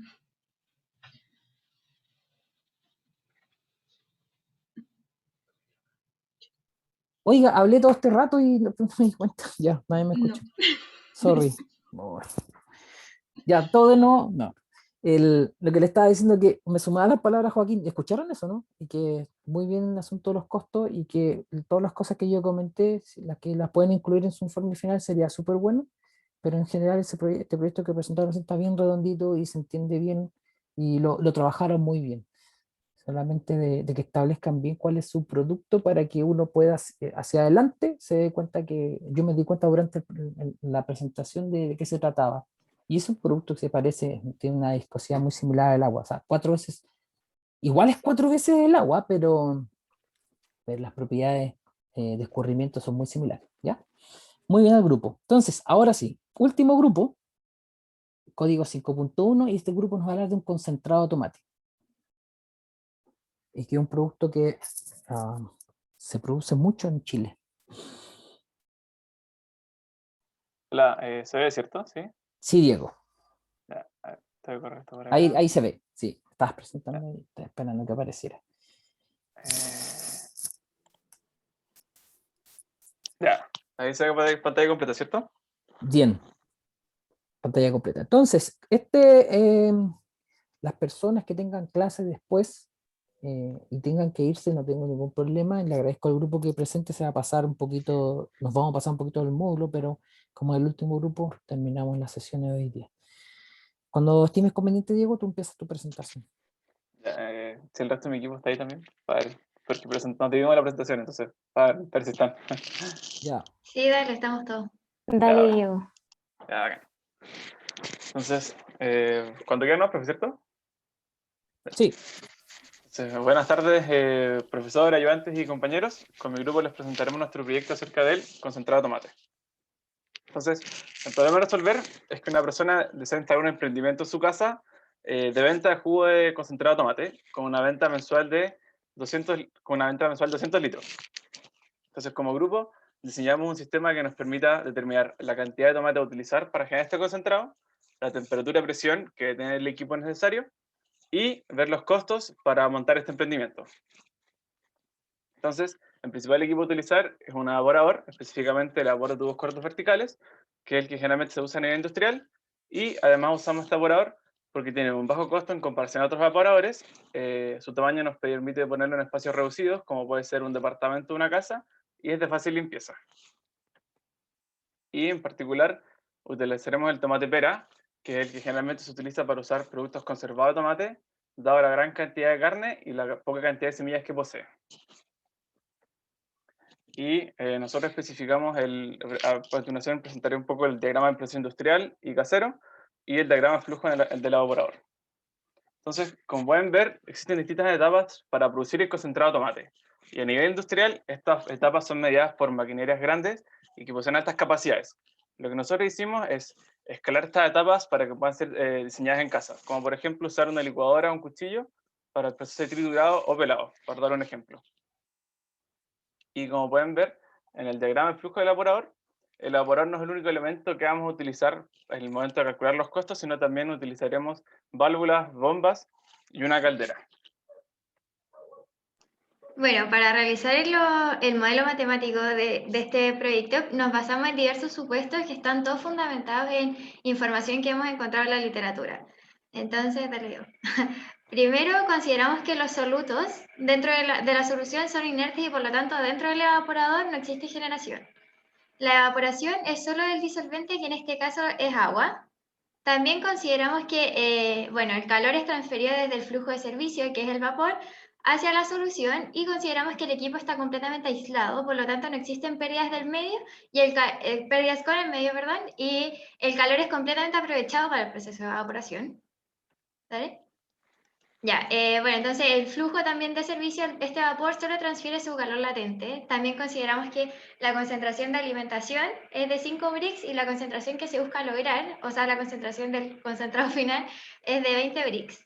También consideramos que la temperatura de operación del evaporador es de 45 grados Celsius porque encontramos información respecto a que a mayores temperaturas se pierden propiedades específicas de los productos derivados de tomate. Entonces, a 45 grados evitamos reducir la calidad. Entonces, el vapor, y eso también está sujeto a una presión de 0.066 bar. El vapor va a entrar a 100 grados Celsius y consideramos el flujo de alimentación a 20 grados Celsius. Bueno, también como nosotros tenemos una producción volumétrica objetivo al mes, para realizar los balances tuvimos que encontrar los flujos másicos, por lo tanto tuvimos que hacer unos supuestos de las horas de trabajo y más rato mencionaré sobre la densidad para poder transformar el volumen a masa. Entonces, primero que todo, nosotros estimamos que el equipo iba a operar 120 horas mensuales, ya que iba a operar 5 días a la semana, 6 horas cada día, y que un mes tenía 4 semanas. Dale. Luego, a partir de información que encontramos en un paper, logramos determinar la densidad del concentrado en función de su concentración y la temperatura de operación. Y a nosotros nos dio que la densidad del concentrado era de 1062 kilogramos partido en metro cúbico. Entonces con esto, dale yo, logramos determinar que el flujo de entrada, o sea, la alimentación sería de 7,08 kilogramos por hora, mientras que el flujo de concentrado es de 1,77 kilogramos por hora. Con respecto al diseño del equipo, realizamos supuestos validados por la literatura.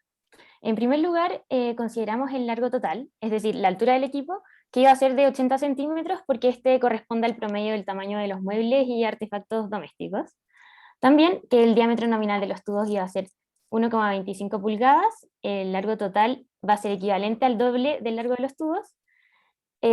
Además, vamos a considerar que el coeficiente global de transferencia de calor, U, inicialmente va a ser 1950 watts metros cuadrados Celsius. Y por último, vamos a considerar para calcular el área de transferencia de calor un sobredimensionamiento del 25%, de manera de tener un margen de error en caso de que algún supuesto no sea válido. Con el valor de U inicial, calculamos el área de transferencia y el número de tubos, pero este número de tubos nos dio que era menor a 1, por lo que era inviable. De esta forma decidimos disminuir la cantidad de horas que se iba a trabajar al mes, y vamos a trabajar 48 horas mensuales. Con este tiempo sacamos los flujos y el calor asociado.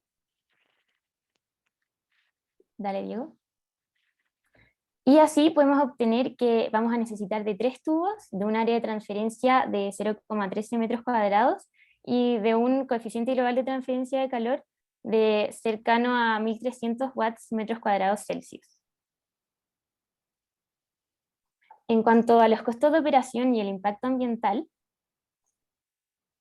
los costos de la materia prima están asociados a la cantidad de tomate que vamos a necesitar.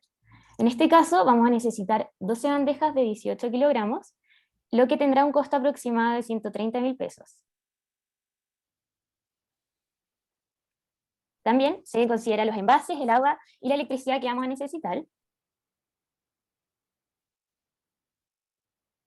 Y para calcular la inversión inicial tomamos en cuenta todos los equipos y accesorios que vamos a necesitar para lograr producir nuestro concentrado de tomate, y esto va a tener un costo aproximado de 1.800.000 pesos.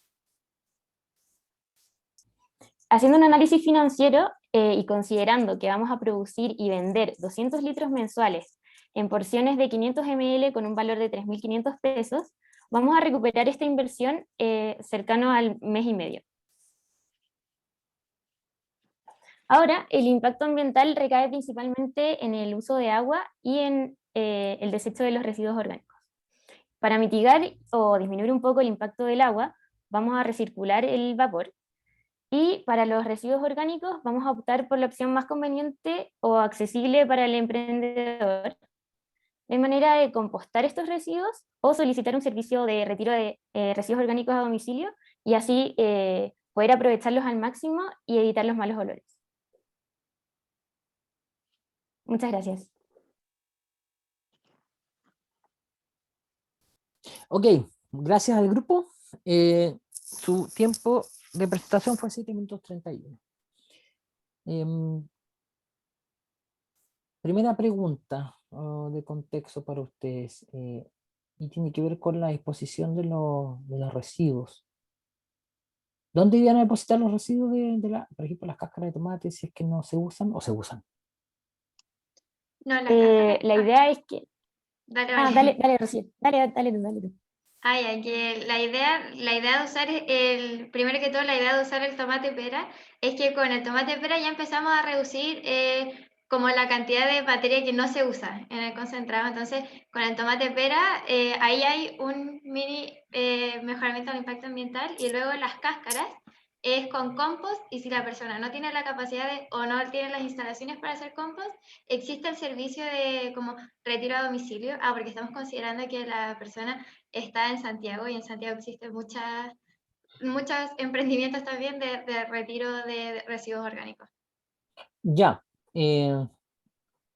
independientemente que desde el punto de vista de residuos, quizás donde se aprovecha más todo el tomate, ¿es la mejor especie para hacer concentrado de tomate?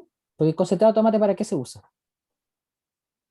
Es que nosotros consideramos que este concentrado es como el jugo, ese jugo que se vende. De hecho, por eso también es nuestra concentración final es de 20 grados Brix, porque la idea era concentrado de jugo. Pero a medida que se aumentan los Brix, puede llegar hasta como esas como salsas de tomate que venden como en tarro. Ya, O diversas cosas. Entonces nosotros lo consideramos como jugo. pero entonces aplica el concepto concentrado si llegaron a ese nivel de concentración. O Según paper, concentrado. sí. Ya, ok. Sí, porque a partir Entonces, de 18 se considera un concentrado. muy bien, ya, si es de 18, estamos bien. ¿Por qué se habla de grados Brix? Sé que es la concentración como por 100 gramos de algo, pero no me acuerdo bien. ¿A qué se asocia? Generalmente se asocia a los azúcares dentro del concentrado, ¿Mm? pero, o sea, generalmente son los sólidos inertes por 100 gramos de solución. O sea, nada más que inertes están solubilizados en agua Ok, ¿cuál es la composición del tomate? Entonces ahí volvemos hacia atrás. Y es una de las cosas que uno siempre tiene que establecer, independientemente que a lo mejor implícitamente usted o ya lo consideraron en su diseño y en su preparación del proyecto. Cuando tú presentas eso, lo primero que dice, mire, el tomate se trata de esto y un concentrado elimina toda esta fracción que significa tanto en peso. Claro, Así es que si el Diego puede ir a los supuestos. aparece tan explícito así. Sí. Sí. Sale que La entrada es de 5 grados Brix y la salida Ya, de... pero esos 5 grados Brix, ¿qué es lo que es? Por eso le digo, si ustedes, toda la composición del tomate es importante a qué se refiere, de tal manera que ustedes pueden hacer la asociación de grados Brix, porque la pregunta surge inmediato, o sea, una persona que toda su vida, o lo que ha podido escuchar de grados Brix, dice, oye, pero esto es azúcares. ¿Tiene azúcares el tomate? ¿De acuerdo? Entonces, Mi internet probable... está muy bueno. ¿Perdón? ¿Ahora me escuchan? Que mi Sí, internet sí, está... Colomba, sí, Colomba. Ya, que los tomates... Voy a apagar la cámara. No, te cortaste. Tienen algunas enzimas. Ay, Dios mío. Están compuestos muchas cosas, pero para esto se asume que es una solución de agua con azúcar. Ok, no sé si está bien, yo lo sé, porque me ha tocado ver tomate antes, ¿ya? Pero eso en general, para que lo dejen bien establecido, porque no es intuitivo que te presenten tomate y hablen de grados Brix y uno dice, "Ya, ¿dónde está el azúcar?" Y todo. Claro, si tú le muestras la composición de una persona, tiene mucha agua, como cualquier... ¿Qué es lo que el tomate? ¿Un fruto? ¿Una Sí. verdura? ¿Una hortaliza? No es una fruta, es una fruta. Realmente, claro. Entonces, hay cierta composición que uno no la conoce completamente. Por ejemplo, a lo mejor no tiene nada que ver con el proyecto, pero si hablan de tomate, yo les digo, oye, ¿cuál es el principal o cuáles son los solutos más interesantes que tiene el tomate? Y yo les digo, ¿tiene algún antioxidante el tomate que sea interesante?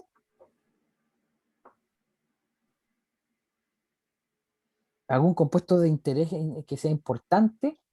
¿Qué le da color rojo al tomate? Leí cuando estaba haciendo la investigación del tipo de tomate que utilizaban, el más importante del antioxidante era el licopeno, que es un tipo de carotenoide. Muy bien, muy bien. Los carotenoides en la naturaleza son los compuestos que le confieren color a las frutas y verduras en general, frutas generalmente. Claro, el licopeno le da el color típico rojizo, y además tiene actividad antioxidante. Es un compuesto de interés, probablemente hacer el concentrado para consumo inmediato no quieren aislar el compuesto, pero si ustedes están, por ejemplo, reduciendo cantidad, ese concentrado lo presentan para otro tipo de formulación de un alimento, que incluso puede ser un nutracéutico. Un nutracéutico es un alimento funcional, donde interesa tener licopeno, probablemente ahí surge mucho lo que dijeron al principio. Entonces, es parte del contexto. La temperatura de operación tiene que ser baja para no dañar ese tipo de compuestos, por ejemplo. ¿Ya? Entonces, por eso es importante saber muy bien todo lo que tiene el tomate, qué es interesante y qué no queremos dañar y qué cosas pueden resistir mucho mejor cambios en la temperatura del proceso, ¿ya? Eso es como para establecer bien el contexto. Y lo otro en su diseño,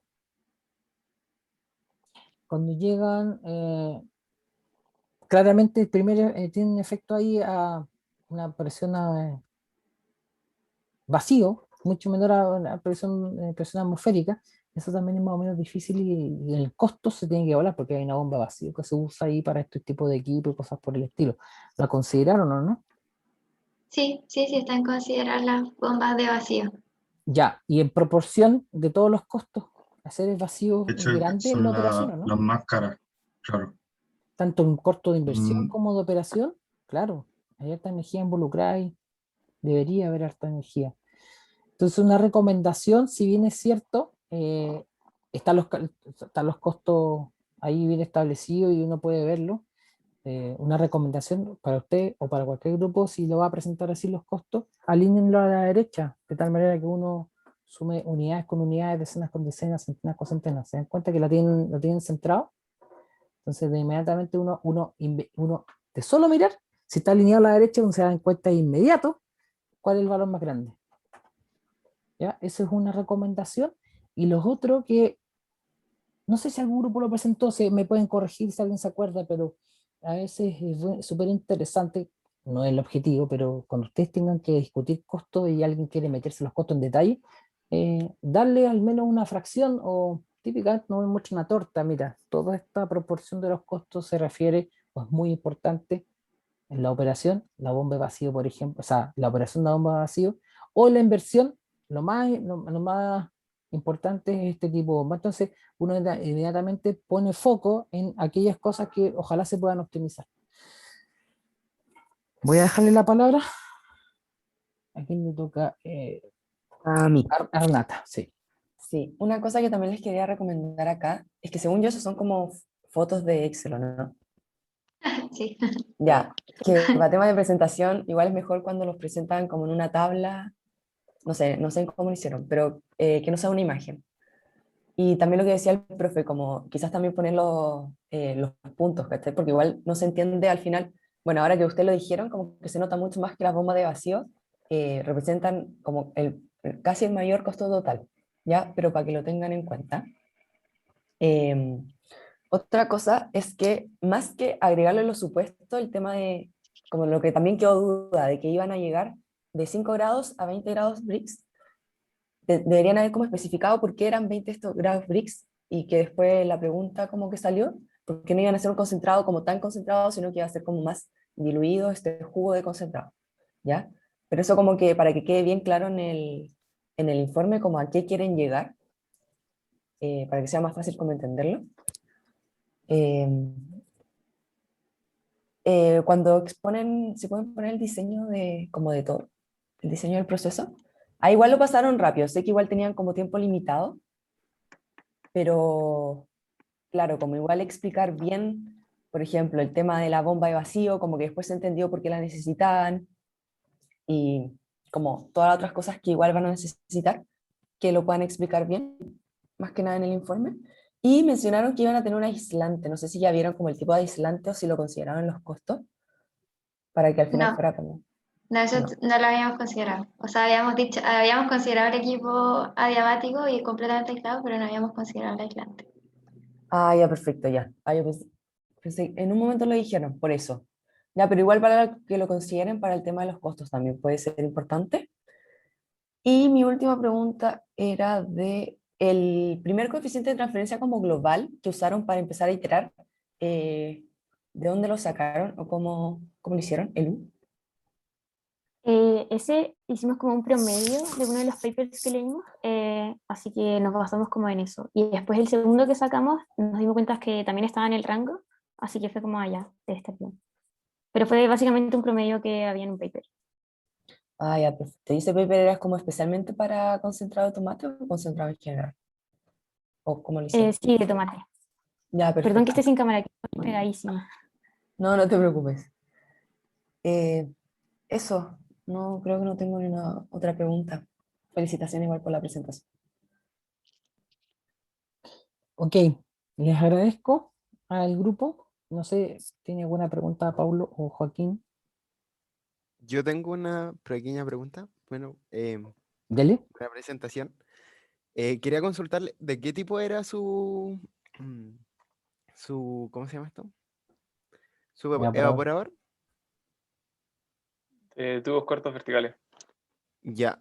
Es que aquí hay algo que me llama la atención, que dijeron que hay 3 tubos para el evaporador. Entonces, no sé, como que me lo imagino como físicamente, como cómo sería eso. Como en relación al tamaño como el estanque total, como eso, no sé si tienen como algo claro ahí, el tamaño como del estanque o toda la cuestión. Sí, lo habíamos calculado, pero viendo las presentaciones anteriores, porque también tenemos una duda, como en respecto al cálculo, pero pensamos que el diámetro total no era tan importante, pero dentro de uno de los papers que encontramos, también como salía que la distribución más efectiva de estos tubos era como en un arreglo triangular, como en un proyecto de investigación o sea, era como una tesis en realidad de algún paper que encontré, y era como en el diámetro y estaban como los 3. Sí, sí, sí, sí, lo entiendo. Y dentro estaba como un hueco. Ya. Entonces, y salía como también la distribución, o sea, como la distancia entre el pitch de los tubos, y con eso nos dio un diámetro total de como 25 centímetros, si no me acuerdo, sí, 20 o 25 centímetros el diámetro total del equipo. Ya, perfecto. Sí, no, mi duda era más por el tema que igual tampoco era que se metieran tanto y todo, pero es interesante igual. El tema de que, acuérdense que, bueno, este evaporador en particular no es que esté fluyendo lo que está dentro, como que está detenido, por decirlo así, ¿verdad? Por momento iba saliendo. ¿Cómo? Perdón. Lo que está en este tipo de evaporador, lo que entra en la alimentación, ¿qué está pasando adentro con el fluido que está? ¿Está en movimiento todo el rato? ¿No está en movimiento todo el rato? ¿O fluye así como el de película ascendente que hicieron los otro grupo? ¿Cómo Por lo es? que yo entendí de cómo funcionaba, era que se alimentaba y luego como por el mismo proceso de ebullición era que ocurría el movimiento del fluido. Y por eso era de natural, convección Ujú. natural. Ya, sí, perfecto. Es que mi duda iba por el tema de que el tamaño que le dio, no sé, como, no me acuerdo cuánto era, 20 centímetros, algo así. Aquí hay algo importante que es el tema, ya hay pocos tubitos, pero el área de transferencia que van a tener como, es para que lo sepan más que nada, no es como que esté malo y nada, pero va a ser importante el área de transferencia que van a tener en contacto con el aire, por decirlo así. Como que hay un fenómeno de transferencia más igual a considerar, como eso. Más que nada quería decirlo. No es que está perfecto y era para entender más como la geometría del evaporador. Eso. Gracias. Me surgió una pregunta. Dado que trabajan con una presión tan bajita, ¿cómo creen que se carga el evaporador cuando va a operar? ¿Cuál es el procedimiento para que empiece a funcionar? Está vacío el equipo. Yo necesito alimentarlo con la solución inicial y empezar a operar.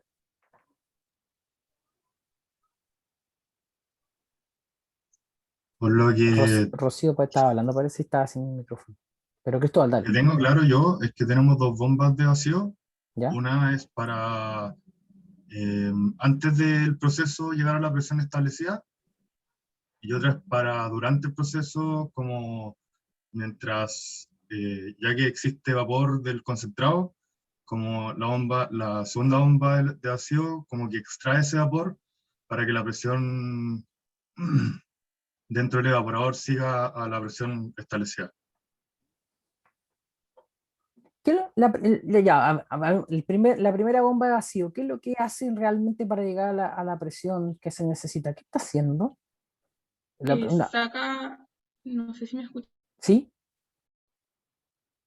¿Qué saca? La saca, entonces así podemos disminuir la presión dentro del evaporador. Siempre no alcancé a escuchar, Colomba, que tú decías, ¿qué saca del equipo? ¿Qué es lo que sale?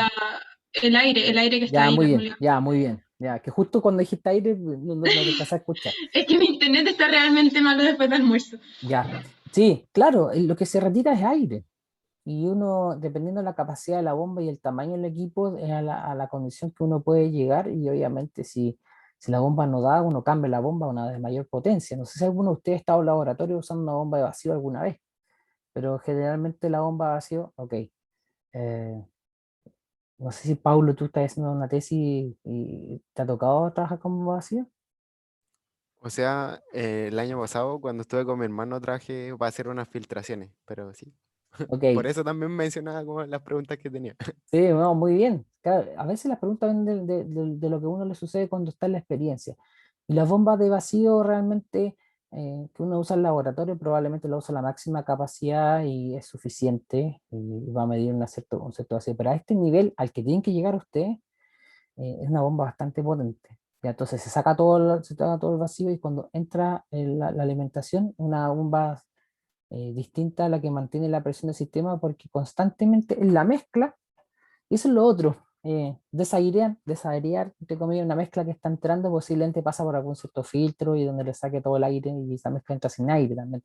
Hay varios detallitos que obviamente ustedes no tienen por qué considerarlo porque no son cosas que hemos visto nosotros en el curso y probablemente solamente si les toca operar un equipo así se van a dar cuenta, pero hay ciertas dificultades de trabajar con bombas ácidas, así que la pregunta de Pablo está bien inteligente a lo que sucede acá. Y lo que respondió Rocío respecto de los perfiles, se performan perfiles de densidad y hace que se mueva el fluido, dado que localmente están los tubos ahí calentando la solución y por eso está esta convención natural. Eso está bien, eso está bien.